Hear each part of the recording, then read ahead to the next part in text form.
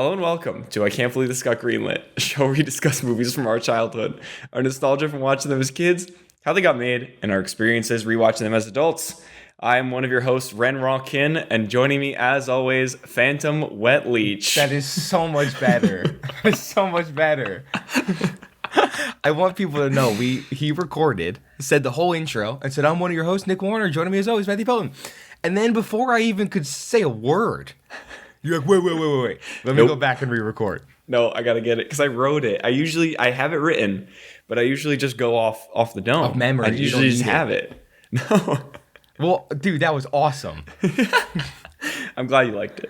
You know what? Because I think my memory, now keep in mind, here's how Greenlit works for me, for people who don't know. I will do an episode of Greenlit, and then literally the second we say cut, it is erased from my memory. I don't remember the movie. I don't remember the recording. I barely remember who Nick is. All of it's just gone. Right. But when I gave the nicknames, didn't I say I didn't really like any of them? Yeah. But that was sick. What was it again?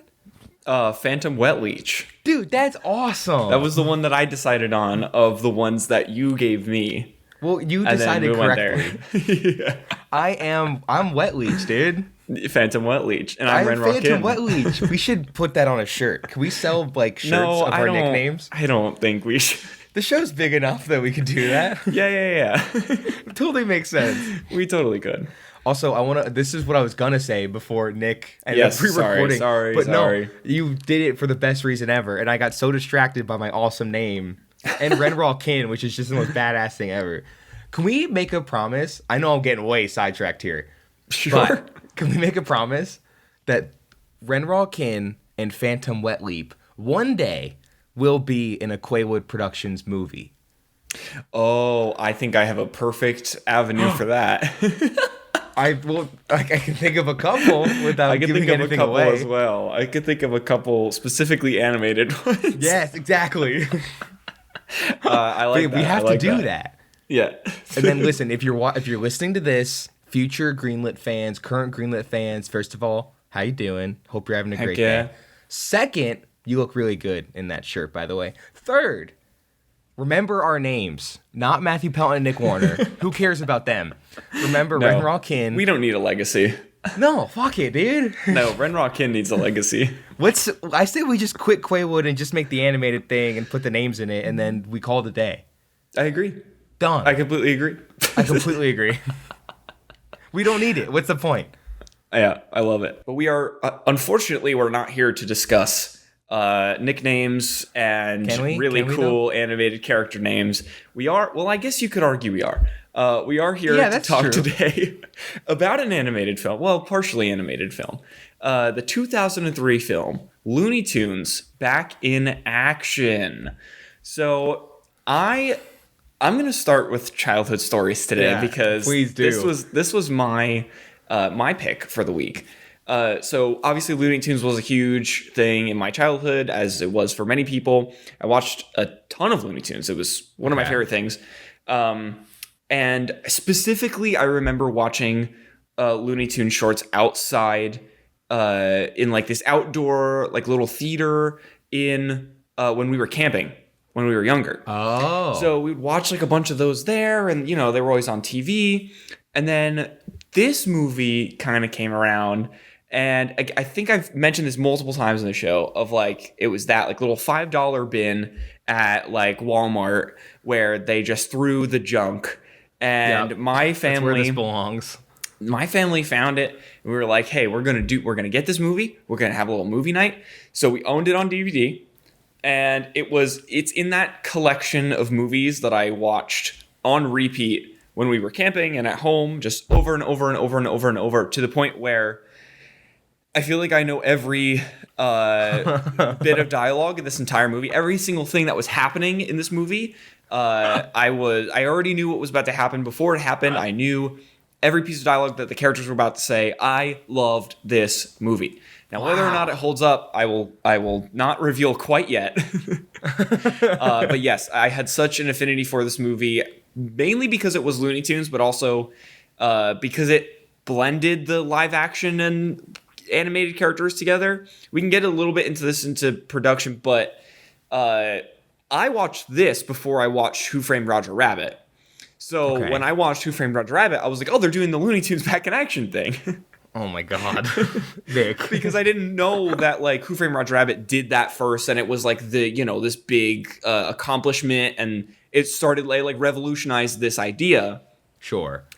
I always thought that was Looney Tunes back in action. So yeah. So you thought this movie was like groundbreaking. I did, and I was so impressed with how they did it and what they did. And the characters, like, in my opinion, even to this day, still look really good. And like the way that they interact with the humans, I think it's a pretty good effect. And you know, Who Framed Roger Rabbit, it stumbles in some places, but obviously it's because it's the first one that did it. It was like 10 years before this, and you know, it was the revolutionizing film. So that, you know, it gave all the background context for Looney Tunes to then perfect. Are you trying to say Looney Tunes did it better than Who Framed Roger Rabbit? No, because I actually just rewatched. Okay. Weirdly enough, I rewatched Who Framed Roger Rabbit with Maddie because we were about to come to you out in California, and she had never seen it, and we were going to go on the Roger Rabbit ride and all that stuff. So I watched it the same day I watched this movie. So it was like without even realizing, it was like a direct comparison. Yeah. And obviously Who Framed Roger Rabbit is better, but I was blown away with how well the animation holds up in Back in Action. Yeah, in Back in Action. Now you said obviously it's better than Roger Rabbit. I don't know if it's obviously. Cuz I don't know about you, this movie's pretty good. Yeah. I think like critics agreed, audiences agree. Everyone loves it. This is a classic. Everyone loves it. Everyone loves it. And I'm just so happy that you made me watch it. Thank you so much for that, dude. I love you for it. Oh my God. You know what? We gotta rediscover these movies from our childhood, and this was one of them. We're here. No, okay. We, as Greenlit, are back in action. We're here talking Looney Tunes. I'm fired up. Let's hear your childhood stories. Okay, this show, this goddamn show. Again, I've said it on this show. Why did I agree to do this? Hey, you want to watch shitty movies for years? Literal years we've been doing this. Why did I do this? Yes. And then we came up with the stupidest idea of one of us gets to pick the movie and it rotates. Right. So it leads to so many movies that we have both never seen before. Correct. And then no matter what, you don't have that blanket of nostalgia. Exactly. So then, almost no matter what, you hate it. So not only, one, have I never seen this before. Right. Never even heard of it until Nick. Mm-hmm. So I watched this movie, and then, Nick, this is how much I love you, okay? I watched this goddamn movie, and then we were supposed to record this episode like a couple weeks ago. Mm-hmm. And we did. I think just like scheduling things happened, it didn't end up working out. So it's been a couple weeks since I saw the movie. So only like 3 days ago, for my love of Nick Warner, I watched this movie again. Oh my God. I watched it twice. You watched it twice. Because like I said previously, it all is erased from my memory immediately. Okay, but also not knowing that we were even going to record today, because this was like a last minute thing. So you theoretically could have watched it a third time. A third time. If we recorded like a week from now. Like the days of old where like I didn't even finish Space Chimps. I miss those days. Yeah. Now I'm watching this shit twice for you. You know what? We're a professional show. We're doing this. Exactly. We're building our audience. We're here talking Looney Tunes. Listen, my whole gimmick is dead of I do no work for this show. I take notes. I watch the movie 2 or 3 times now. 2026 it's a new year. It's a new Matthew Pelton. Whoa. It's a better show. Because that is not of it. my name. Oh, sorry. Phantom Wet Leech. Thank you. There's a new Phantom Wet Leak, dude. Is it leak? What is it? It's leech. Leech. You're a leech.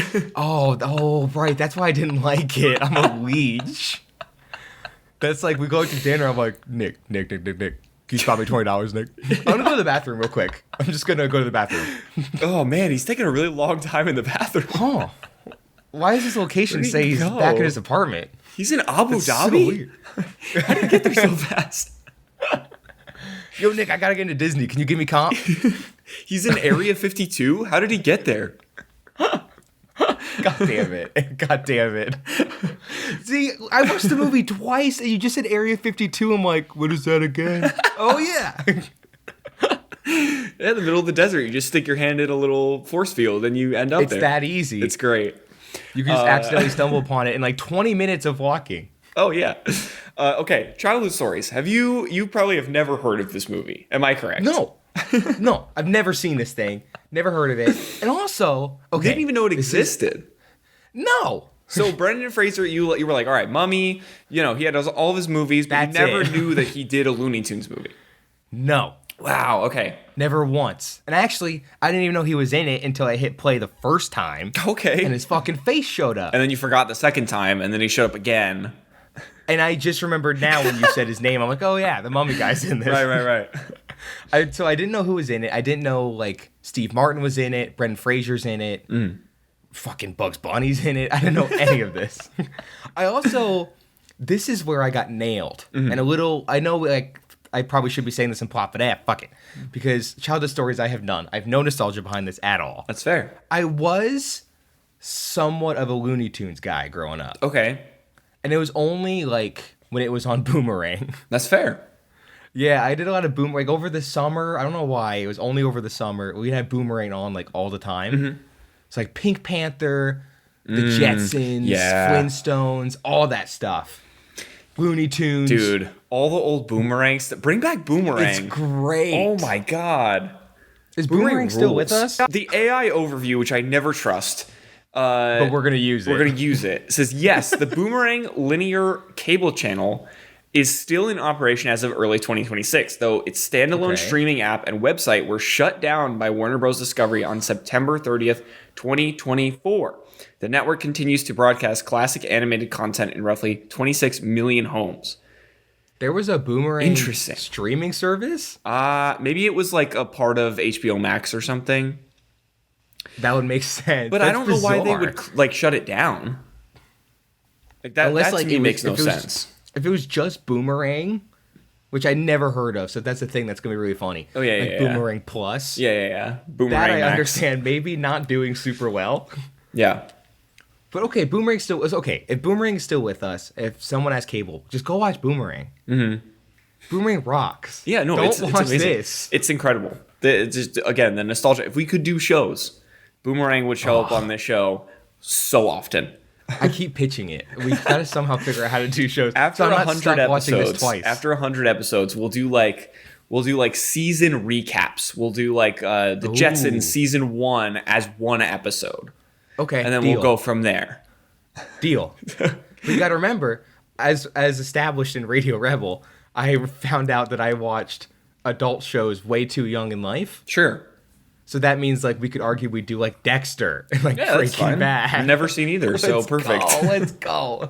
We should do Dexter season 1. We should. I'm gonna say let's do that only because that's probably the only way I will watch any of that because I just have not gotten around to it this far, and I'm like, will I ever? Probably. It's got to be for Greenlit. We should. Because we could do Buffy. Then you get like the raw Firefly. Takes. Oh, exactly. Firefly. I know. Oh my god. Yeah, okay. We're becoming a TV show. We could become like the nerdiest show ever.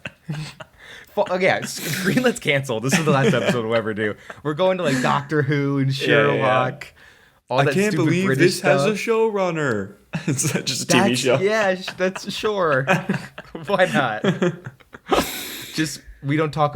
We got to make a deal though. When we do, I think we said this with Age of Ultron. When we do like Buffy, Angel, Firefly, we just have to remember that Joss Whedon died in that terrible feminism accident. Yeah. That one time. Yeah, he's no longer with us. No. He will never be in our Hall of Fame. No. Even if he gets to 5, he's not. Yeah. We can't let him in the Hall of Fame. I've debated taking Jeffrey Katzenberg out of the Hall of Fame because of his crimes against humanity. Yeah, it's probably not a good idea to say the Hall of Fame. Yeah, Jeffrey Katzenberg. No, I don't want a random hug from him on a random Tuesday afternoon. No. Because also, like, I know on our list is like a couple of the old X-Men movies from like the early 2000s, but then you have like the Brett Ratner issue. Yeah. See, if you're like, time is not always a good thing for people. No. Well, it's a good way to, put a spotlight on something. I guess it's probably for the better that we know. Yeah, well, yeah, exactly. And then we could talk about it in that light. But anyways, it's like this weird, like, hey, we're a bunch of goofy kids in their 20s talking about movies, right? Oh, and there was like there's fucking a criminal predator on one of them. Yeah, there's a legit criminal that worked on this. Like, maybe this is not our area of expertise. The future of Greenlit is indeed bright. Canceled. But anyways, moving on to production. This movie was directed by a guy named Joe Dante. He is the director of The Gremlins. That's like his... I was wondering why that name sounded familiar. It's like his main credit that I recognized there. I think that's a big name, Joe Dante. Yeah. Cinematography for this movie was done by Dean Cundy. If you've ever heard of this guy, he is like a legend in this industry. Are you ready for his credits? I'm going to read as many as I can. Okay, I'm buckled up. He was the director of photography for the original Halloween, The Fog, Escape from New York. So it's just all John Carpenter? Back to the Future, parts 1, 2, and 3. Big Trouble in Little China. Who Framed Roger Rabbit? There Hook, it is. Jurassic Park. Death Becomes Her, Apollo 13, Flubber, and The Parent Trap, among many, many, many more. Oh my god. This guy is a legend. Holy shit. I'm surprised. You said his name, I was going to make fun of him, but now I'm biting my tongue. I'm not saying anything about this guy. I was like, let me just move on before you could say anything. Yeah, he is a legend. And yes, he did Who Framed Roger Rabbit. So they took all of his techniques and his skills and the things he learned, and they applied it to this, which I think is great. So your little spiel in the beginning of like Roger Rabbit, there's like one or two areas where like it kind of falters a little. Yeah. And they perfected it here. Mm-hmm. And I think I gave you shit for that. Yeah. You might have actually been right. It's because it's the same guy and he just learned from his mistakes. Yeah, it's the same dude. Yeah. That's awesome. It's so cool. Yeah, because then you have that knowledge of like, when you're in that moment on set on the first version of it, you can make all these mistakes and that sort of thing. And then you don't realize them until the post-production process. Well, of course. But then you go back and you're like, oh, man, I wish I could have done this, and this. If you're doing the same version of that, then you have that knowledge. And then you can, set yourself up for success on set. And then you get to production and it's great. Music for this film was done by Jerry Goldsmith, another absolute legend. This guy was nominated for 18 Academy Awards. He won in 1977 for The Omen. He won 6 Grammy Awards, 5 Primetime Emmy Awards, 9 Golden Globes, 4 BAFTAs, and he did music for The Twilight Zone, The OG Planet of the Apes, Chinatown, Alien, Poltergeist, First Blood, Gremlins, Star Trek the Movie, LA Confidential, Mulan, The Mummy, and my favorite, the original music for Soarin' Over California, which I have loved and listened to my entire life. Wait, what even is which that? Is a ride at Disney, which we didn't get to do. Oh, there it is. But when you're here in Florida, we will do it. Deal. But yes, Looney Tunes was one of his last compositions, but his filmography spans over 200 films. Jesus. So again, we're pretty stacked here in the crew category, much like one Cat in the Hat, and we all know how that turned out. Whoops. There's like behind the scenes, there's a bunch of like legends. Mm-hmm. And then even this, like, I feels like I'm saying this as a joke, but I'm really not. In front of the camera, there's a bunch of legends. Oh, yeah. Because Brandon Routh was huge at the time. I'm sorry, who? What's his name? Brendan Fraser. What did I just say? Brendan Ralph? Who the hell is that? Who the hell is Brendan Ralph? Brendan Ralph? Wait, I gotta look up. Who is Brendan that? Ralph. Is that just someone like I know in my personal life? It's just like your old buddy from high school, Brendan Ralph. My cool like this legend. Brendan who was in Ralph. The Mummy, and I'm like, what? Who? Oh my god, no. Okay. Who is that? Brandon Routh is an actor. He's the guy that played Superman in Superman Returns. Oh, okay. He's also in like Legends of Tomorrow. That is a lot stuff. more acceptable than some Joe Schmo that you knew in middle school. Brendan Routh is definitely not in this movie. No. Brendan Fraser. Brendan Fraser. Yes. Brendan. Is it Fraser? I've heard it both ways. Growing up, I always said Brendan Fraser. And then I heard him in an interview not correct someone, but they were like, how do you pronounce it? And he said Fraser. So I've been saying Fraser ever since that. And then I saw him at the Candlelight Processional, which is like a whole Christmas thing that they do at Epcot. And I saw him there, which is really cool. He did like the whole thing. And they said Brendan Fraser. So I was like, so it's Fraser. I guess it's Fraser. I don't know. I've been saying Fraser, but I'm not opposed to either way. So Brendan Fraser was big at the time, not Brendan Routh. No, he probably was not big at the time. Guy. No, I think he had Superman, then he went to CW, and I've never seen him since. Right. Except, apparently, at my high school. We were, like, good friends. But Brendan Fraser was big at the time. And, again, this sounds stupid, but the amount of, like, WB original characters that, like, even, like, guest star in this, including a little Matthew Lillard cameo, there's a lot going on. Yeah. But, like, there's big people behind, and there's big people in front. Like, Warner Brothers really put, like, a lot of money into this and like a lot of like hope into this. But when you watch it, you're like, why? And then like even like, okay, let's say you're in pre-production, you're like, okay, we're gonna get like these big cinematographers, we're gonna get the guy who did Roger Rabbit to make sure it looks great, like the cast, we're gonna get big stars, we're gonna put like Warner Brothers characters in there that aren't necessarily Looney Tunes, like just as fun little cameos, like really putting all their eggs into this basket. And then only like a couple years later, you found it at the little like dollar bin in Walmart. Yeah. Like, what happened to this thing? I don't know. I think it. Oh no, yeah, because it released in theaters, so it wasn't just like a straight to DVD, any of that. So no, I don't know. It was like a theatrical release, I'm assuming. It was mid-budget. This is what we're about to get to, so I won't spoil what the budget actually was. But it was mid-budget enough to where I could see why it would have flown under the radar, but I feel like it would fly more under the radar now because mid-budget studio comedies are not as popular, and it's like a dying art form. But like back then, they actually made them, and I feel like a lot of them did well. So maybe it was the opposite of like the market was too flooded. So in 2003, I don't know. Or maybe it was just genuinely bad word of mouth on this thing. Bad word of mouth. I don't know because I feel like it was not rated horribly, but it wasn't rated great. I always like to look at the Rotten Tomatoes number. Not that Rotten Tomatoes is like the end all be all, but just to get like a sense of stuff. Yeah. And it's sitting at a 57 critics. Yeah. Which to be honest, I assumed would be lower. It's not terrible. We've covered way lower. So many of them too. I will say what's interesting is audience is 50. Maybe it was just divisive amongst fans. Could be. And not to spoil the ending, but it's like the whole thing's a movie within a movie. Yeah, it's so like the worst twist ever. Maybe that's what people were like, oh, well, fuck that. This is stupid. Like, that's now nothing matters. Like, I've always hated that, where it's like nothing that you just watched matters because of the context of whatever the twist is. Yeah. It's a dream. It's a movie. It's a, whatever it is. It kind of just like, that's why there's such a problem with like, oh, it was all a dream twist. Because you're right. Like the whole 2 hours I just spent were actually all for nothing. Yeah. Because it was awful. Just a dream. Sick. Thanks, man. So, yes, it's a mid-budget comedy. Do you want to guess the budget for this film? Well, yeah, now that I know it's mid-budget. Because actually, I would not have guessed mid-budget after you told me who the crew was. Yeah. Because it's such big, heavy hitters.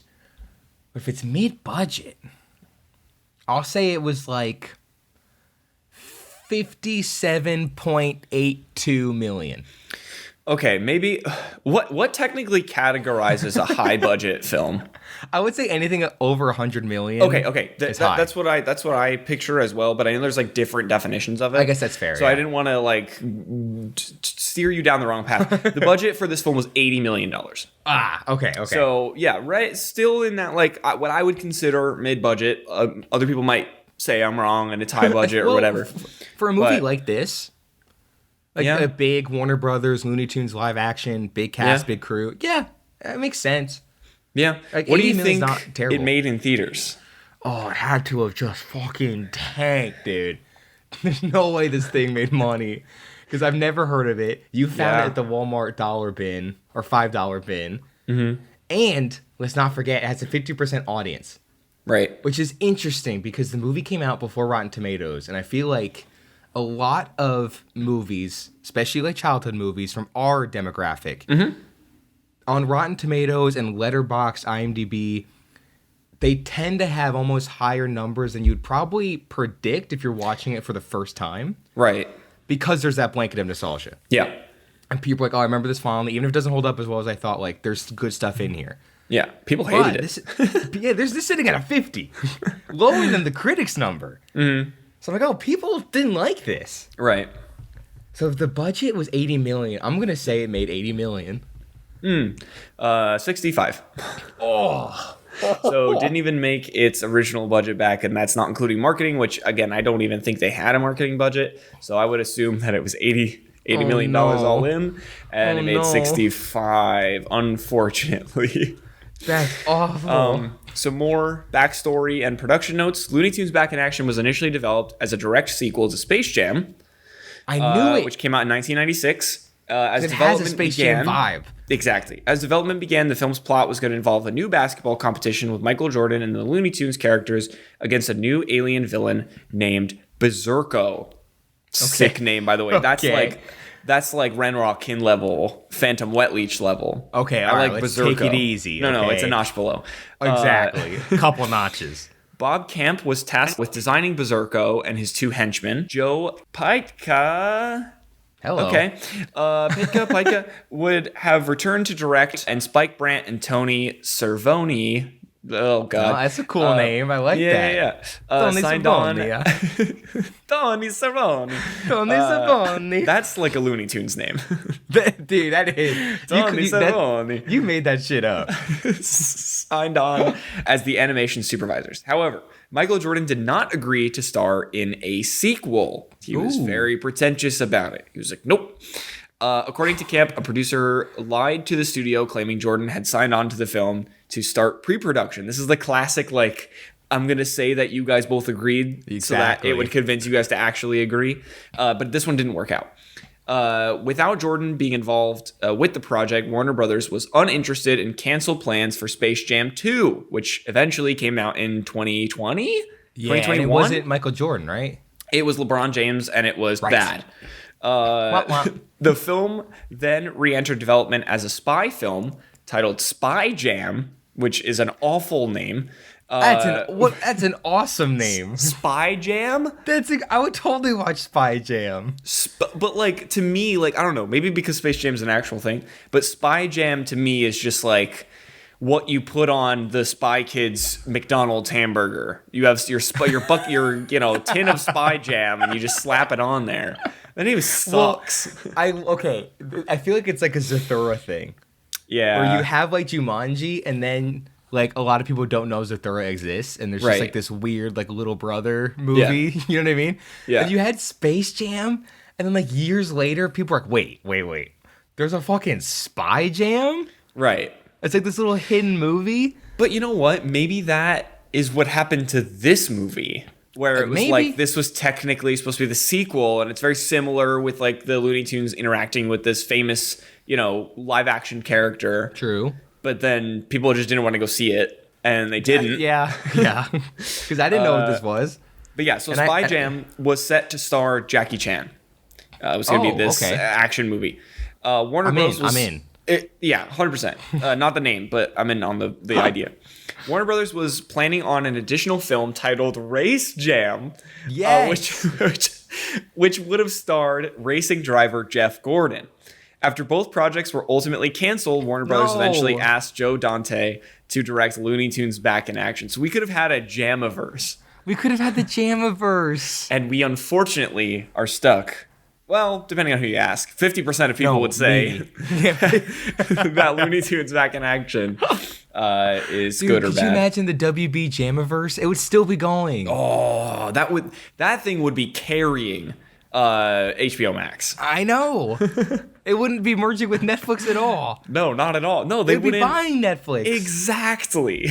Oh, Netflix Jam, Max Jam, Sports Jam. The possibilities are endless, Nick.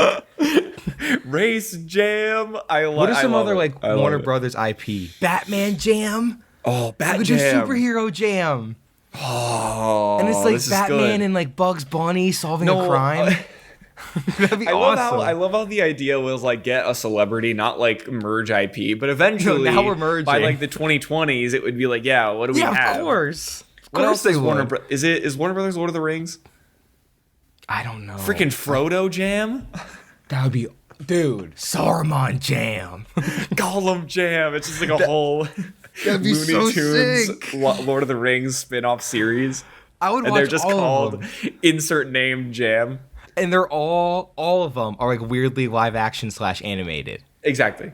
That they would have to be. Yeah. Like it would be like Christian Bale Batman, directed by Christopher Nolan. Right. With Bugs Bunny. Well, they kind of have that in this movie.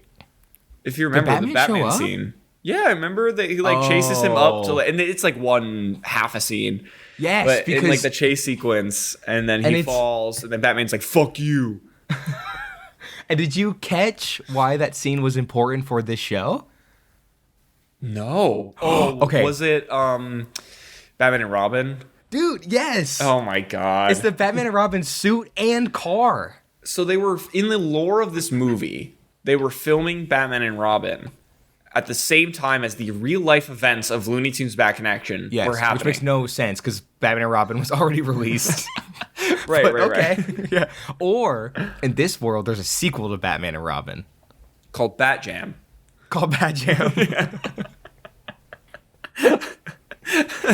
Dude, do you think in this world Space Jam exists?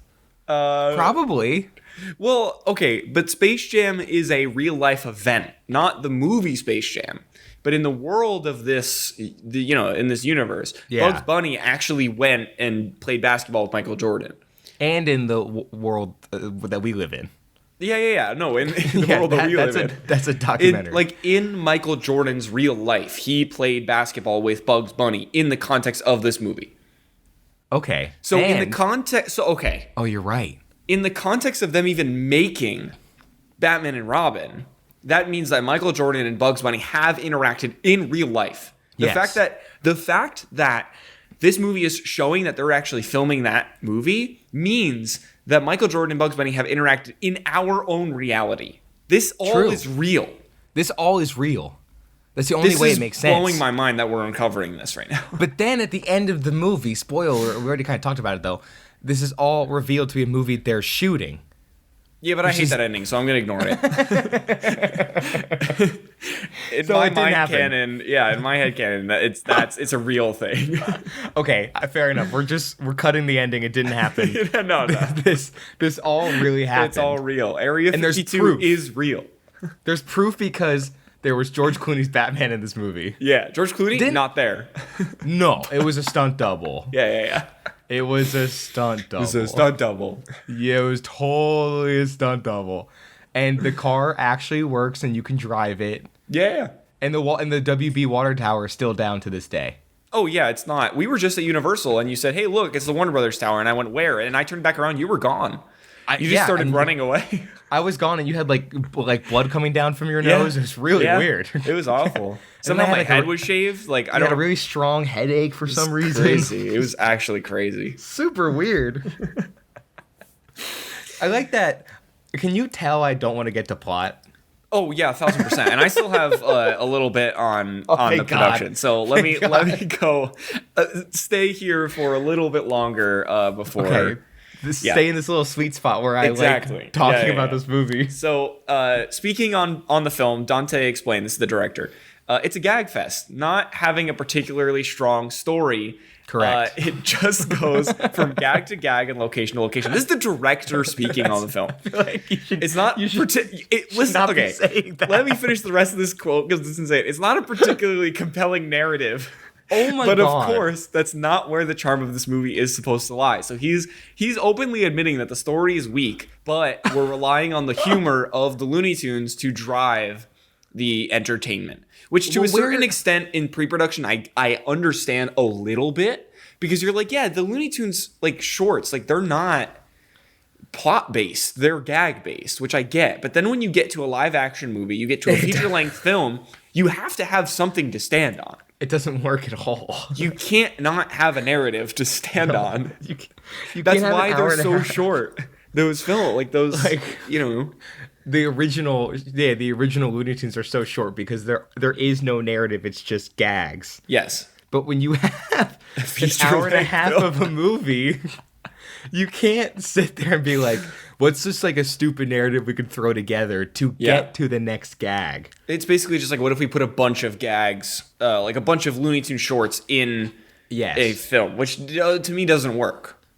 Well, genuinely, I think if you took a bunch of like super unconnected shorts and actually stitched them together, I think that'd almost work better. Oh, yeah. Having like a bunch of shorts in mind and being like, how do we just get to the next one? Yeah, right. Because that's what the movie feels like. Transitions. It's just like, all right, what do we need to do to get to the next one? And there's like a 2-minute crappy story thing in the middle, and then it gets to what they actually want to do. It almost felt like the Pearl chasing sequence in Percy Jackson, where they were just like, let's just throw random plot together. Because remember, the Pearl moments didn't actually happen in the book. So they were just like, how do we add random narrative for them to get to the underworld, even though like there is more narrative that they didn't actually even include. So it's this random ass shit just to get to the next like major beat. And in this case, major gag. You're like, why? Yeah. I don't know.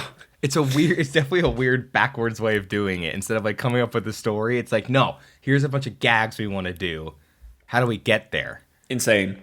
Which I don't think has ever worked ever. No, not especially in this case. So Dante stated that each scene with animated characters would be shot 3 times, which as a producer makes me want to cry.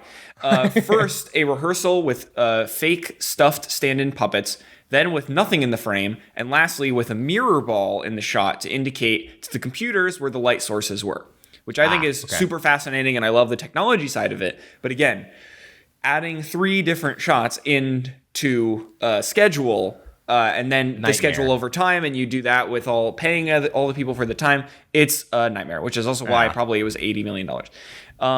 Whoops. Fraser found filming with the puppets easiest as an actor, naturally. And the puppets were originally designed by Pete Brook, Phil Jackson, and Dave Barclay at Jim Henson's Creature Shop. Oh, cool. The puppets proved too large to use as a reference for characters, so Barclay rebuilt and resized them under Warner Bros. Supervision and independent of the Creature Shop. He and Bruce Lenoyle.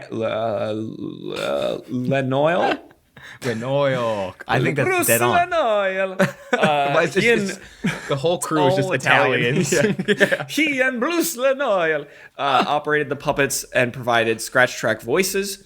Afterwards, the animators would begin working and put characters in frame.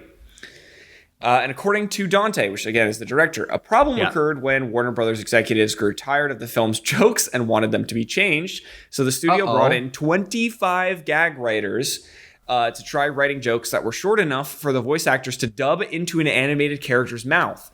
Oh, God. Despite this, the film has 1 credited writer, which, a lot of gag writers and like punch-up writers are usually not credited, and they get their payment, and that's like a whole industry. But you and I, having to do dubbing things in the past ourselves, that shit sucks. And doing it, and obviously it's a lot easier for an animated character because their mouth isn't moving like a human's mouth, and it's a lot harder to tell. But it still it sucks to hear that like they were just like, oh, the executives hated the jokes. We have to rewrite a lot of the script, and a lot of what our film is based on is the jokes, so that it can work for the film. That's okay. Now the dots are connecting. Yeah. They sat down and went, hey, we're going to do Who Framed Roger Rabbit style, but Looney Tunes, and just like Looney Tunes, it's going to be a bunch of gags. Mm-hmm. So they came up with all this stuff, and then the Warner Brothers executives watched it, a whole movie that relies on gags, not story, and went, hey, we don't like the gags.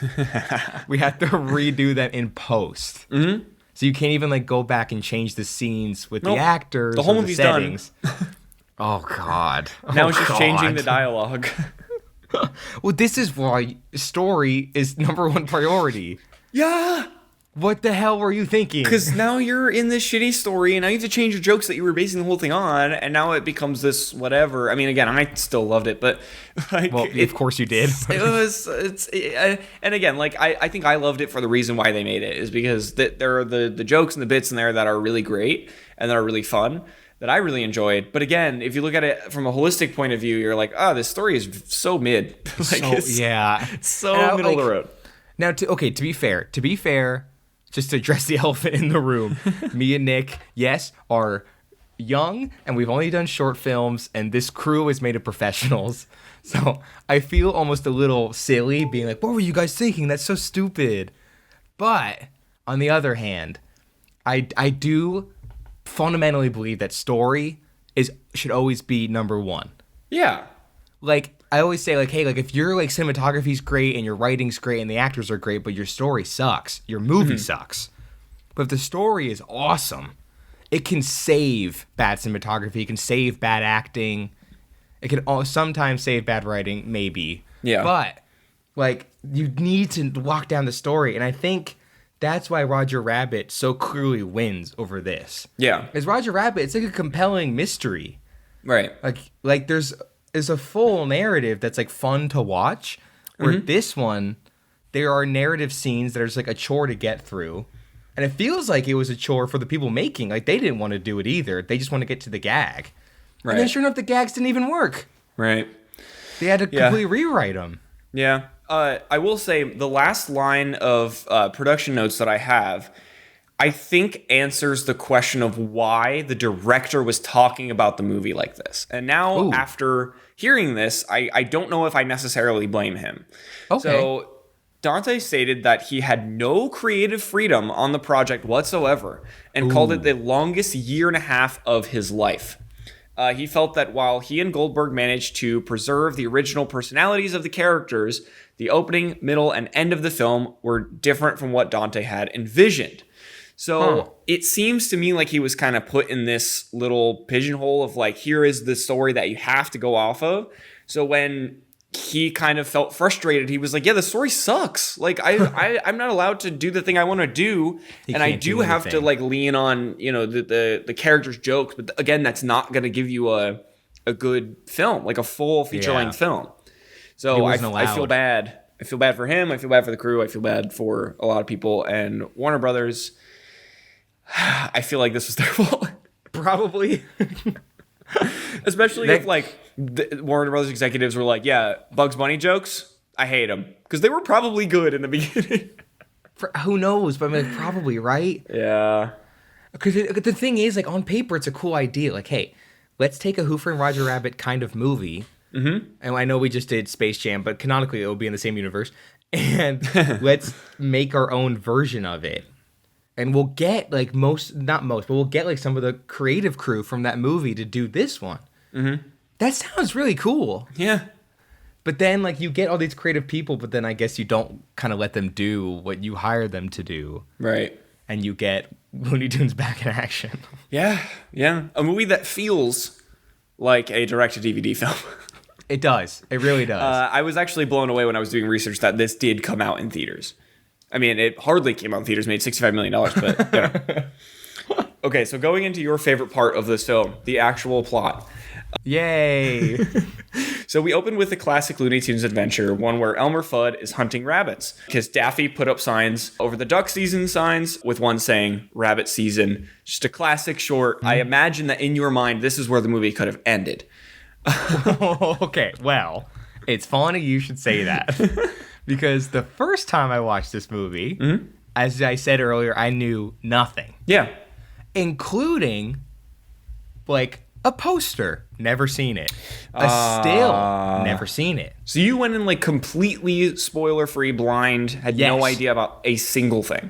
You didn't even know if it was animated or live action or both. Bingo! Yeah, there we go.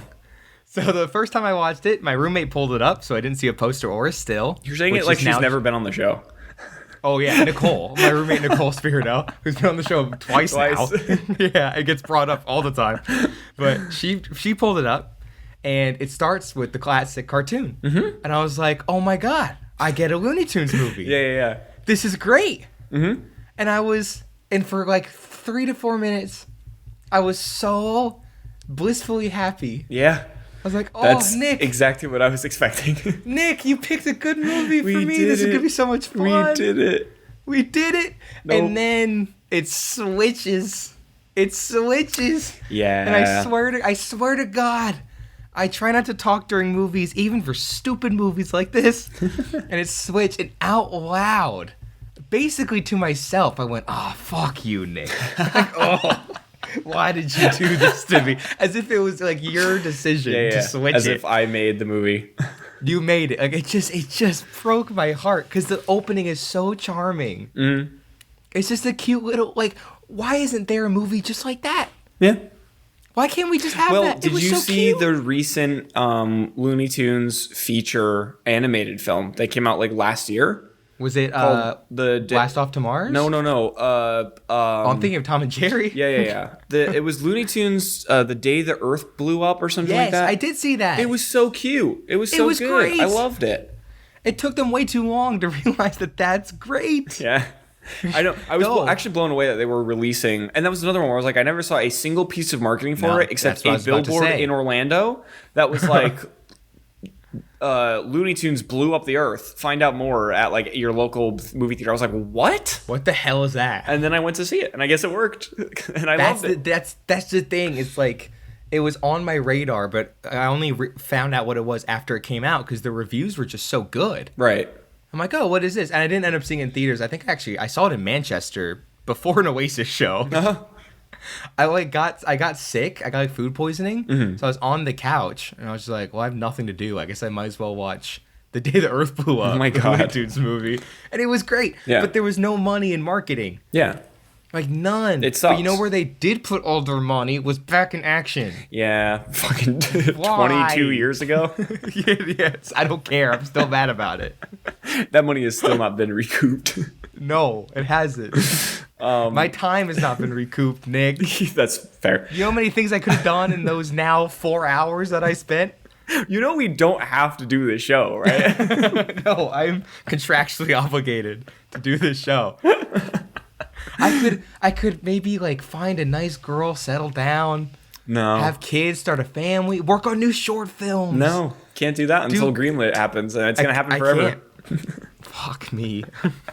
But no, I gotta watch Looney Tunes back in action twice. Okay, you made me watch twice. Twice was on you. No, you. Listen. I said this earlier, but Nick in post probably cut it, and he's gonna cut this too. But when you came to LA, you literally held me at knife point, and you're like, watch it fucking twice. This is the most important movie we've ever covered. Well, actually, I said watch it 3 times, so I should come back and kill you, but... I gotta move.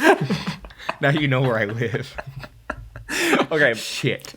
But yes, this first few minutes, the first few blissful minutes, plays out like a normal cartoon until Daffy cuts off this portion at a table read of that episode at Warner Brothers Studios to point out that he is done living in Bugs Bunny's shadow and he wants to star in his own cartoon, which to me is the real beginning of this movie. It is, sadly, but I feel bad. Mm-hmm. Also, I have a question, but I'll start with my feelings first. Yeah. I feel bad because his whole little like narrative, if you could call it that, is he doesn't want to live in Bugs Bunny's shadow, and he's like, I'm getting my own movie. Screw this. Yeah. But if we're being honest, to this day he's still in Bugs Bunny's shadow. Oh yeah, 100%. I mean, Bugs Bunny's that was my one problem with The Day the Earth Blew Up was that Bugs Bunny wasn't in it. Yeah, he's not in it. It was Porky Pig and Daffy Duck. Like it was, they were great. They were it was so cute. It was lovely, but it was where I felt it in the movie where I was like, "Where's Bugs? Should be here." As he's just like the suave. He's like Iron Man. Like he's the suave guy.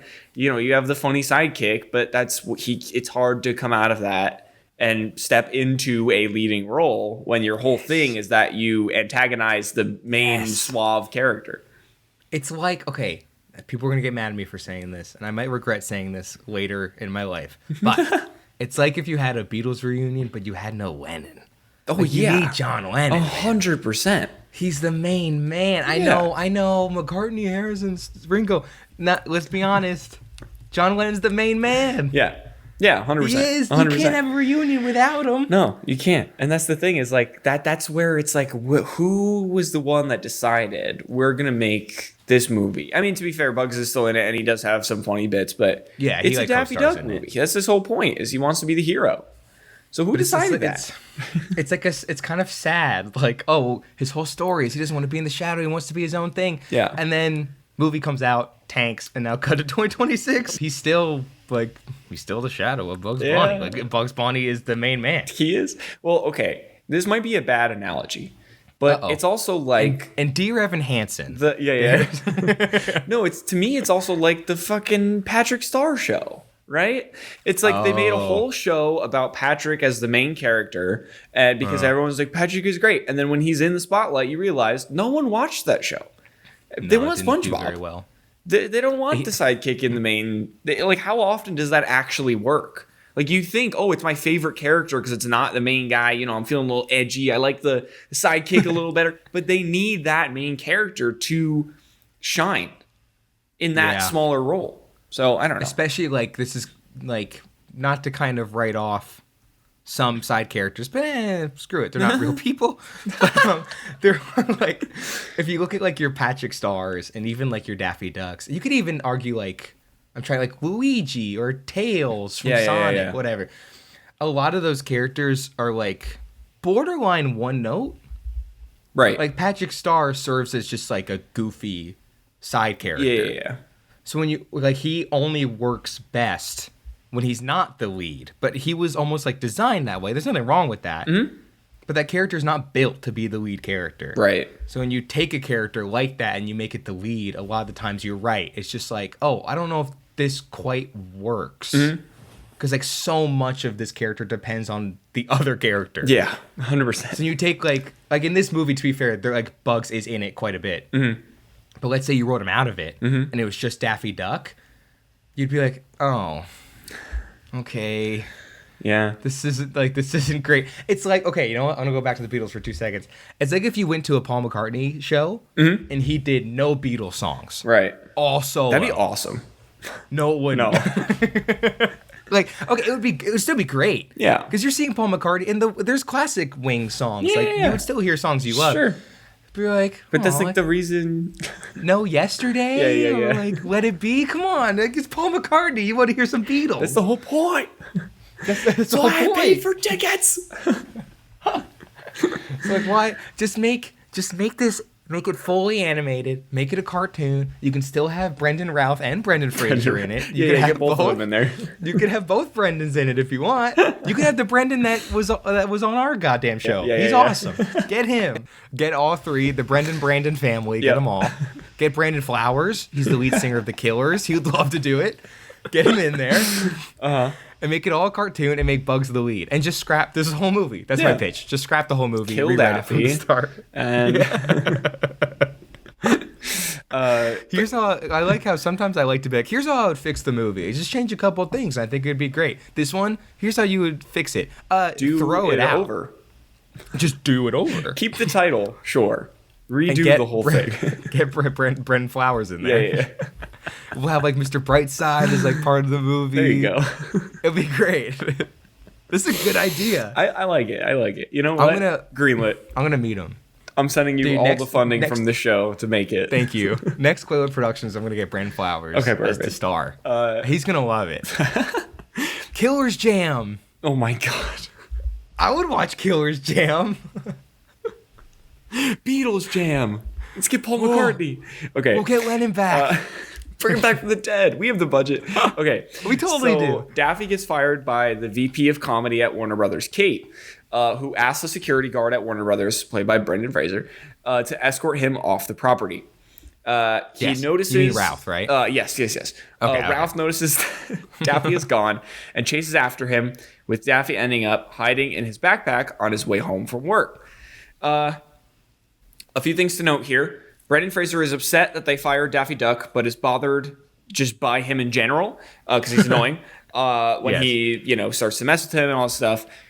2, cartoons and humans live in the same world, much like Roger Rabbit. And Bugs and Daffy are essentially live-action movie stars. So they just fired like a Tom Cruise. They kicked him off the lot, and this guy is like escorting him out. 3, Brendan Fraser and Kate initially butt heads because of their status on this Warner Brothers lot. She's an entitled executive. He is a son of a movie star, but he is a security guard there. Yeah. And because she almost hit him with her car, which he also then has to clean, supposedly as part of his job, which makes no sense. And then 4, Brendan Fraser, this is my favorite one, Brendan Fraser lives next door to Granny, Sylvester, and Tweety Bird in this universe. He's actual real-life neighbors with them. Yes. So yes, we learn... Like, that is lore. It's insane. Like, you could just have neighbors that are like, even in Roger Rabbit, they have their own like world. Like, it's the Toon. Yeah. Like, you're in a Toontown, and then you have these the real worlds are merged. No, yeah, it's just like Granny lives in like a house that was built in like 1970, and she's just there. Sure, why not? So we learned that Brendan Fraser's father. I'm just gonna call him Brendan Fraser. 'Cause I don't even remember his name in the movie. Father's a Warner Brothers actor who plays a spy, and Daffy is convinced that he's a real spy. What do you know? Yeah. Just in that moment, he gets a call from his dad, who basically FaceTimes him from a projector in the living room, which makes no sense technologically. After unlocking it with a remote, and tells him to come to Vegas to save him. Extremely vague. He tells him to go to Las Vegas to get in contact with his associate Dusty Tails and to find the blue monkey. Okay. Yes, I have a feeling you have some thoughts. I feel like I need a break. You need to get water, need to get food. Just a break from like Greenlit and Quaywood. I'm out. I'm done. I'm done. This is what broke you. This is the one. Okay, I put the note. I'm convinced I'm watching this movie sped up. Oh yeah, no, it happens so fast. This movie feels like I'm on drugs. Yeah, fair enough. Honestly. Okay, naturally, Daffy wants to follow along to Las Vegas, and when Bugs goes looking for Daffy, he finds out that he has gone on this adventure, and he goes to Brendan Fraser's house, teams up with Kate, who went to Brendan Fraser's house because she is going to get fired if she doesn't go get Daffy back, because the two Warner brothers, who are literally characters in this movie, they were like, we go back on our decision. Classic executive moment.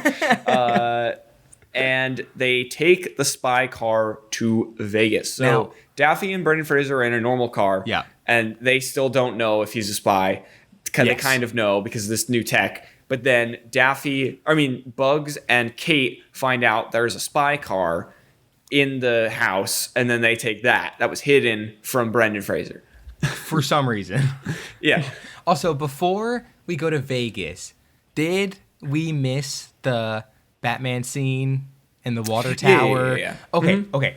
Because when Brendan Fraser is chasing Daffy Duck around the Warner Brothers lot, there's a couple important things that happen. There's the Batman and Robin stuff, which we already talked about. Yep. But there's also, they break the Warner Brothers water tower with the Batmobile. And water comes spilling out.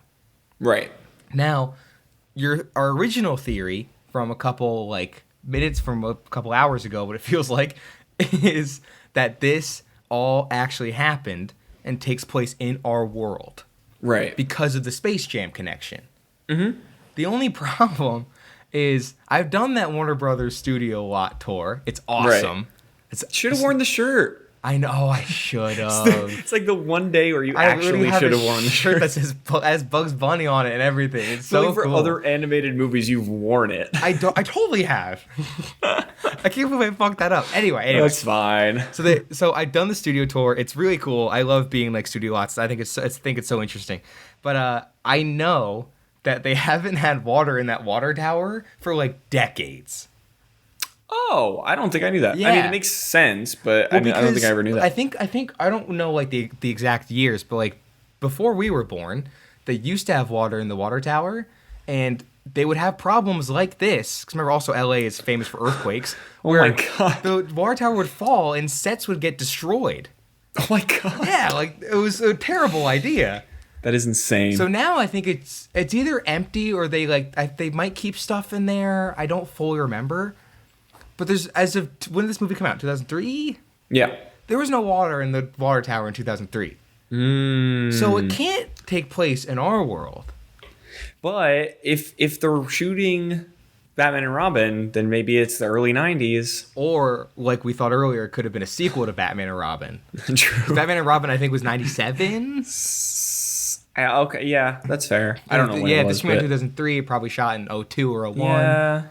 So it's a sequel, which means in this world also Batman and Robin did good enough to get a sequel. Right, Bat Jam is coming, confirmed. Well, maybe not because they ruined the set and the Batmobile. Right. My point is, I don't understand what's going on anymore. That's what I'm trying to say. Okay, that's fair. So we're at the 5-10 minute mark, and I already don't know. And I want to quit, No, and I want to cry, and I want to go home. That's fair. I want to call my mom. Okay. So we also learn in this whole sequence that the leader of the Acme Corp, who is played by Steve Martin, thank you, also wants this blue monkey because it has supernatural powers. Right. Brendan and Daffy get to Sam's casino.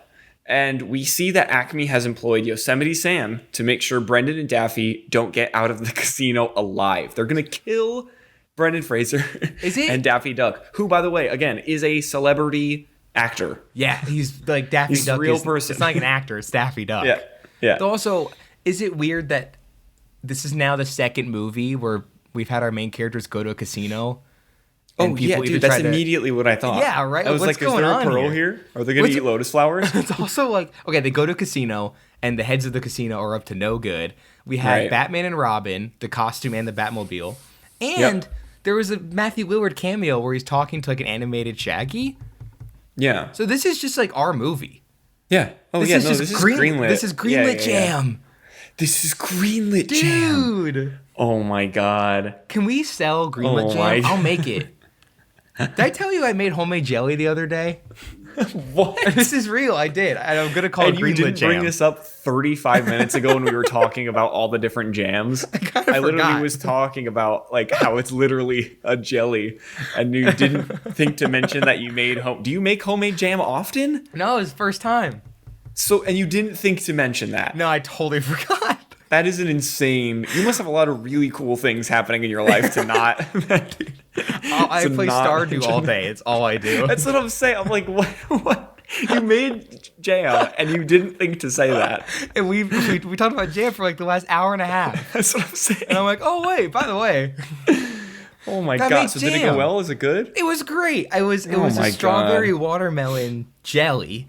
Well, okay. Homemade. And then we put it like in the middle of two cakes. Oh. We made like two like circular cakes, put jelly in the middle instead of frosting in the middle, and then frosted everything in like a strawberry frosting. Oh, wow. And we put like strawberries on top. It was great. It was great. That's great. Okay, so now you have my address. Yes. You need to send me some of your homemade jam. Okay. Okay, perfect. You know what's actually really fucked up? Is this has nothing to do with the plot, but I don't want to talk about this movie. So, I love to bake things. I love cooking and baking. Yeah. And while I can't cook or bake a lot of things, the things I can cook and bake, I like to think are like pretty good. Yeah. Like they've been tested by other people, not me, and they're like, "No, this is solid." I'm like, "Okay, hell yeah." Yeah. So even like just this one, like I made my own homemade jelly. We made a cake, and we're already changing the recipe, so it's gonna be like a lemon poppy seed cake next time instead of like a yellow cake. Yeah. Dude, it tastes like so light and like springy. It's awesome. Okay. But I was talking to a girl once, and I was bragging about my baking. That's it. I was talking to a girl once. So Brendan Fraser goes to Vegas. So I was talking to a girl once, and I this is gonna sound fucked up, but it's in my playbook. But I often bring up the fact I bake and cook.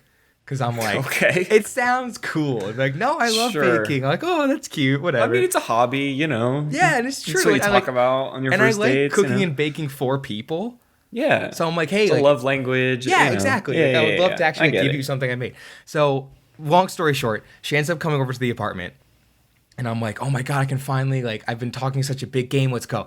She's like, okay, for cooking, I'm going to pick the meal. Like, she's going to show up with ingredients. I have no idea what she's showing up with. Okay. Already off to a bad start. Yeah. Because I can't make a lot of things.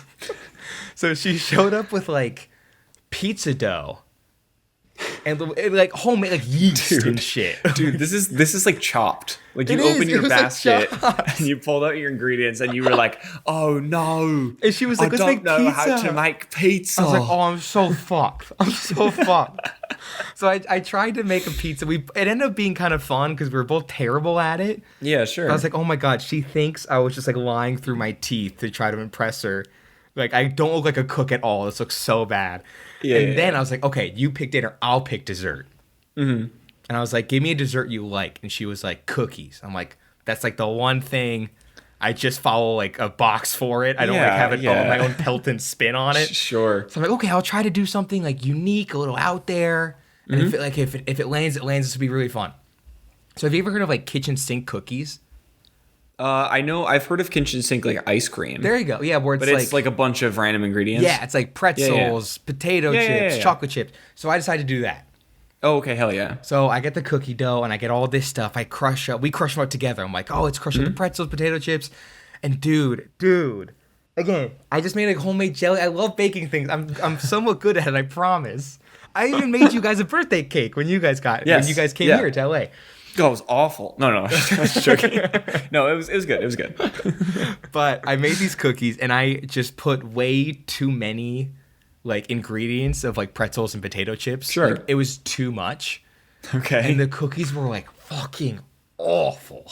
Oh no. First of all, it was like a fucking rock. Like you couldn't I was even gonna say because there wasn't enough dough. There wasn't enough dough. Didn't bake and It barely baked. And I think she was trying to be nice. She's like, "No, they're not that bad." I'm like, "Oh, they're so bad."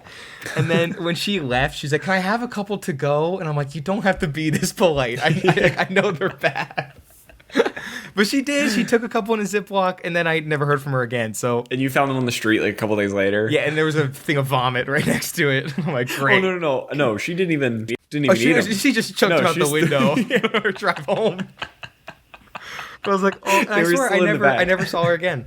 Oh my god. Yeah. So the moral of the story is, I promise I bake, and when I say I make a homemade jelly, I actually made it, and it was so good. Yeah. But yeah, I have like a fear of like I can't bake for anyone anymore. It's like a private thing now. No, I need your jam, and we're gonna do Greenlit jam, and I'm gonna do a live taste test on Greenlit. Fuck no. On the episode which I have the jar of jam. You want a full jar? Yes. Dude, I don't know how much you made. It was like a couple spoonfuls. Oh. It was enough to like cover the top layer of the cake. That was it. I didn't make a whole like mason jar of jelly. I don't have that much free time on my hands. No, I would assume that it's like cookies where you just like make, like when you make it, you just have, like that's just what the ingredients are. No, it was like just enough. Oh, Jesus. To do the cake. I'll make for you now what we're calling the Greenlit cake. I will make you a Greenlit cake. Yes, okay. Beautiful. Deal. And I'll like color it green and pink. Okay, perfect. I'll make it a whole, no, it's going to be great. Just close your eyes. Slime. Okay, going back to plot. I'm so sorry. Fine. Brendan and Daffy go backstage and meet with Dusty Tails, and she gives them a playing card, which is the Queen of Diamonds. They get attacked by Yosemite Sam and his goons. It was also fun to see Brendan Fraser interacting and fighting off the cartoons. That was a good, like that's when I kind of noticed, like, oh, the punching and the dodging and all that stuff, it worked better, in my opinion, than Roger Rabbit. I think it was nice. The choreography was cool. Kate, Brendan, Daffy, and Bugs eventually escape together in a car chase because their car flies, because of course it does. Yeah, why not?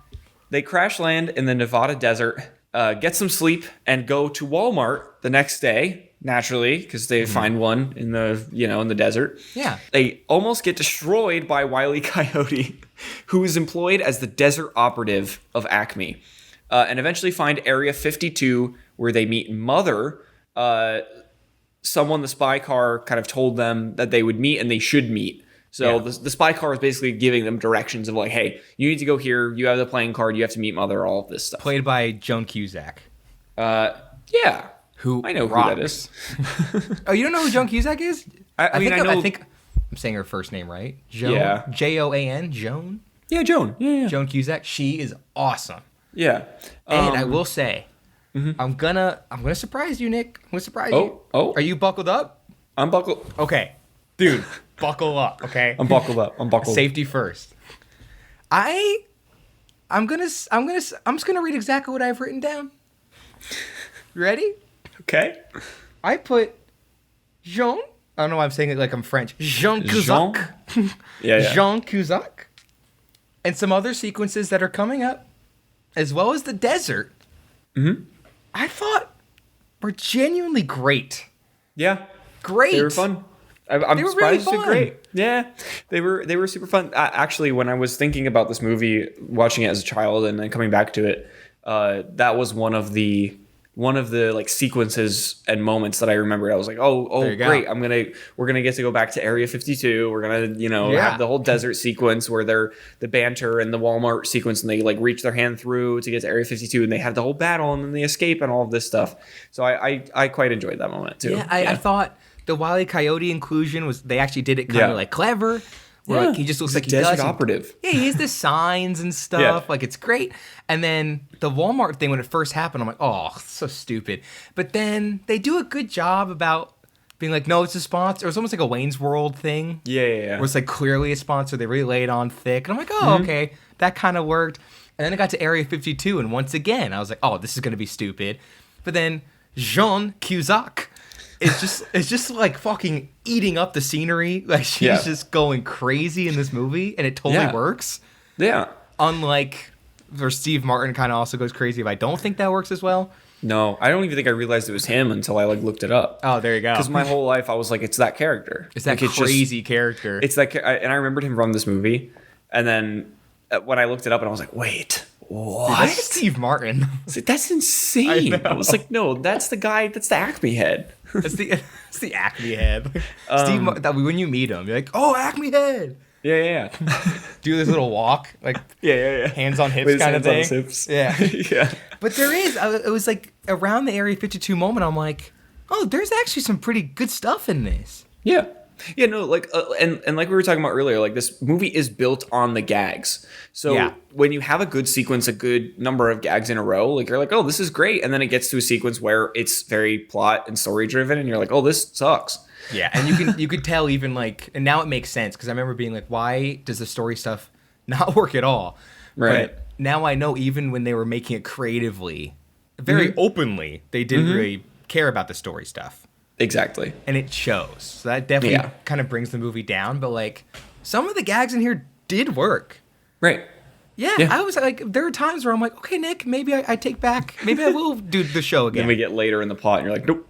Well, yeah, we'll get to that. But yes, so Mother shows the gang a film about the blue monkey, which can turn people into monkeys and back again.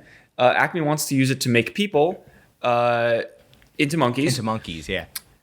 Basically work for nothing and make a bunch of Acme products. That's the end goal for them. And then he's gonna switch them back. So then buy all the products. So then they can buy all the products. Exactly. Basically, he's making slaves. Yes. And then forcing like capitalism. Right. It's a wild like undertone. It's a pretty crazy plan. Yeah. So Mother gives them the spy equipment they need. And explains that the card is the eyes behind the smile, a very like little hidden message there. Right. Before everything erupts in chaos and they have to leave. And how that happens is the Acme boss, not Steve Martin, the Acme boss contacts Marvin the Martian to exterminate Brendan and the gang, who easily breaks out of his prison and breaks the other aliens free, roping them in to the mission to kill the gang of heroes, which was wild because I think it's so funny that like Acme has this like list of villains just on call, and they're like, they're doing their thing, but then anytime they need them, they're like, all right, desert operative, all right, space operative, you have your... Doesn't he have is it Tasmanian Devil? Tasmanian Devil, which is coming up. Yep, it's insane that they just have like a band of misfits sitting in the back. Yeah. It's like the freaking like Monsters vs. Aliens prison. Yeah, exactly. It's all these WB villains. Yeah. So they escape Area 52 and realize the card they were given has Mona Lisa's face on it.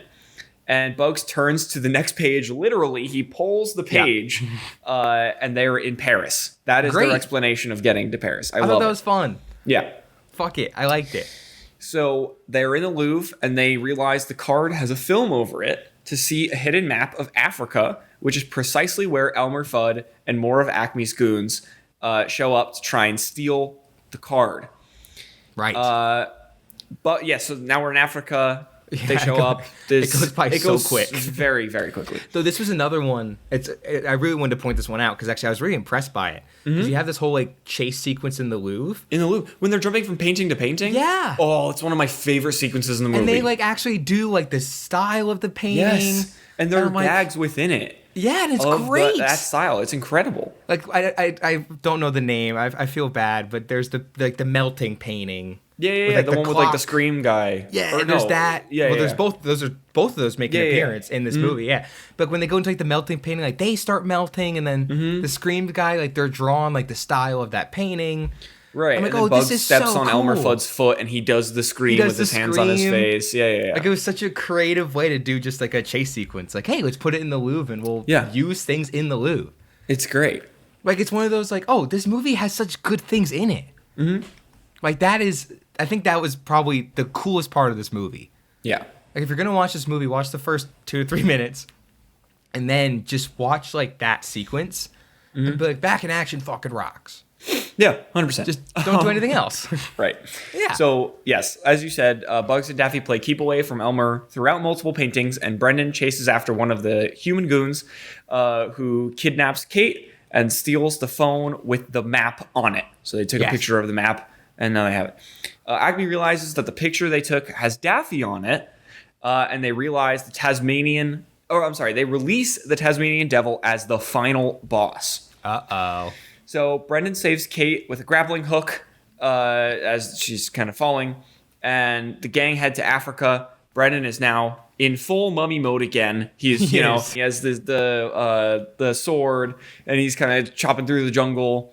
And I was like, oh, this makes sense now. What else just made me want to watch The Mummy? I know. Yeah, exactly. I'm like, why didn't we just choose The Mummy, dude? Exactly. Why did you pick this? We'll get to The Mummy eventually. That's Daffy my next picks choice. up a barrel of monkeys and triggers a chain reaction, which results in him getting crushed with a boulder. But obviously he's fine. Obviously. Kate figures out the puzzle with the monkey, which triggers more booby traps, but eventually leads to the real blue monkey. And we see that Granny, Sylvester, and Tweety, who joined for their trip to Africa, were the Acme boss, Tasmanian Devil, and like one of the main goons of the Acme boss in disguise. They have this, and again, who knows about the intricacies of getting a animated, animation perfect suit that you could wear and then become 2D. No idea. I wish I knew more. But yes, we're at the kind of towards the end here. They explain their plans and capture Brendan and Kate, while Bugs and Daffy escape to steal back the blue diamond from Marvin the Martian. And Bugs fights him with this carrot lightsaber, and Daffy becomes Duck Dodgers to stop the ray gun, naturally becoming the hero of the story. I had a question about that. Yes. Well, because you're right, they whip out lightsabers, but I'm like, this is Warner Brothers. Yeah. So immediately I'm like, well, Disney. But I'm like, oh, well, Disney didn't own Star Wars yet in 2003. Sure. But I'm like, did they like make a deal with Lucasfilm? I don't know how that works because there's like certain law. Again, I am not a lawyer. I don't know film law that much. But from the very basic understanding I have, there's like the parody like clause or whatever where you could technically do something that resembles something else if it is considered a parody. And there are very specific there are very specific like rules with that and very specific ways to get around that. But that's why like Spaceballs exists. That's why certain movies like that where they kind of reference it and you could clearly tell it was based on that, but they're not getting sued because it's not an exact copy. There's some way around it that you can do. Okay, that makes sense. So in terms of lightsaber, I assume it's that, but also because it was just like one throwaway moment. I don't know. Because even when it happened, I'm like, oh shit. I'm like, I'm surprised. And then I kept waiting for them to say lightsaber and they never did. Right. So you might be right. It might be like a parody law kind of thing. Like, it was a carrot saber. Yeah. Doesn't count. Carrot light sword. But yeah, and then Daffy becomes Duck Dodgers and he, saves the day. He is the hero. Brendan and Kate escape, but are faced with a robot dog, which this moment I always forget. And then when it happens, I'm like, oh, that CGI looks terrible. Yeah. Who attacks them and tries to prevent them from saving Brendan's dad from a speeding train. While, he's strapped to the train tracks with dynamite. It sounds like I'm making all this up because it all kind of comes to a head all at once. Like so many things happen at the very end. It's all insane. It's also intercuts. Like you go from like Star Wars to like a giant back and dog. Forth. It's insane. It's like more things are introduced. Like it's insane. And it's like the last 10 minutes of the movie. And because of Daffy's actions, he saves the day. The Acme boss turns into a monkey and is arrested. And it is revealed that all previous events are part of a movie where Daffy is the hero. And we end with a classic, that's all folks, kind of. Because he stutters and stutters and stutters until like they just turn off the lights. And they're like, all right, see you later. We're going home. That's a wrap. Yeah. And he's like, oh, shit. Which, good ending. Yes. They end with that. And all is well in the world. And that is Looney Tunes back in action. Final thoughts. Let's hear yours first. So, I didn't know the Rotten Tomatoes number before we started recording. Yeah. But when I opened it and I saw the audience was 50%, I'm like, that is crazy and so accurate. It tracks. It totally tracks. Yes. Because I when I watched the movie the first time and the second time, my biggest takeaway was, this movie is a 50%. Yeah, 1,000%. Like really right down the middle. Yeah. Because all the stuff with the humans, minus Jean Cusack, only exception, is kind of bad. Right. It's mostly the story stuff. I feel like some of like the acting, it's either like a little too much or like you almost got the vibe that they didn't want to be there for some people. And it's just, that's definitely where the movie is weak and not good. But I think a lot of the Looney Tunes stuff, Bugs, Daffy, Wile E. Coyote, all that, is great. Yeah. And there's a lot of like creativity on that side. So it is quite literally 50%. Half of this movie is really good and really fun. And you can tell there was like care put into this. And you're like, oh, this is awesome. And then the other half almost feels like the executive half. Yeah. Of like, hey, we need these characters. We need this story to get to the fun stuff. And it just feels like it's chugging along. And you have to get through the bad stuff to get to the good stuff. Right. So, yeah. I mean, the movie's at 50%. Yeah. No, I agree. I think that similar to your thoughts, I really loved the animation, like gag humor. That stuff ruled. There were multiple sequences where I was like, wow, this is really great. The overall storyline, it's kind of fine. I have a lot of nostalgia for it, so I'm a lot more forgiving of that. Fair. And also, like, it's a similar thing to me with Robin Williams, where I'm like, Brendan Fraser's never bad. So I really liked him in this, and I thought he was good. Being that, like, pissed off at the tune character, I thought he played that really well. Sure. And again, there are a lot of humorous sequences that I really enjoyed, but overall I was like, yeah, that was okay. Like I would watch it again for those gags because they're great. Yeah. But as a whole story, I can't say that I loved it this time around. It was good. It was good. It was like a 3, maybe leaning 3.5 because the nostalgia out of 5 in my opinion. Oh wow. Okay. So I'm like, we'll see. Depends on the day. Depends on how I'm thinking about it. But yeah, I enjoyed it. It was fun. It was a fun time. Yeah. There's good stuff in it. It's just like out of 5, it's for me it would be 2.5. 2.5, yeah, that's fair. Quite literally, yeah. There's exactly half. Really good stuff, but then there's that. Yeah, but yes, one final thought on Looney Tunes back in action. I can't believe this got greenlit. Thank you all for listening. Go to quaywoodproductions.com if you want to find all of our things that we're working on. We have our YouTube channel. We're on LinkedIn. We're on Instagram, Facebook. I think pretty much everything except X. That's the one exception. We have a ton of episodes of Greenlit. We have a lot of short films. We have a ton of stuff. So go check that out. Tune in next week. We announced it on the Radio Rebel episode, but then there was a zhuzhing in order. So actually tune in next week for a little movie starring Johnny Depp called Rango. Before we say bye, you just said, next week we're going to talk about Rango. And I swear the second you said it, one, I felt this weight just lift off of my chest. Sure. Like, I never have to talk about Looney Tunes back in action ever again. But I was also hit with this big wave of sadness. Okay. Because I was like, why couldn't we have just talked about Rango Today? Or Well, just now you have something to look forward to. Fine. How about this? After Rango, can we just do more Rango? We'll do Rango Jam. Don't tease me like that, because I will do Rango Jam for days. It's Rango interacting with Bugs Bunny. I can't believe this got Rangoed. Rangoed. We're changing the podcast. You know how like Blank Check used to be like a Star Wars podcast? Yeah. We're changing ours to just a Rango podcast. Okay, perfect. Let's just talk Rango. We're doing the reverse. Yeah, can we just do Rango? The whole point of that change for Blank Check was because they ran out of things to talk about. Yeah, we're doing the For opposite. us, it's the opposite. We're like, no, we don't want any. We just want to talk about Rango. We just want to talk about Rango. I want to be an actor. Okay. Yes. Let's do Rango Jam. Let's do the Rango podcast. Yes. We're doing it. You can find that at quaywoodproductions.com. If you don't go there, you won't be able to see Rango Jam. That's true. Rango Jam next week. So go there, check it out, and we'll talk to you next week for Rango and probably Rango in the future. Bye. I can't steal yours. You need to come up with a new one. I know. I didn't prepare. Bye. See ya. Perfect. That was bad. We're keeping it, but that was bad.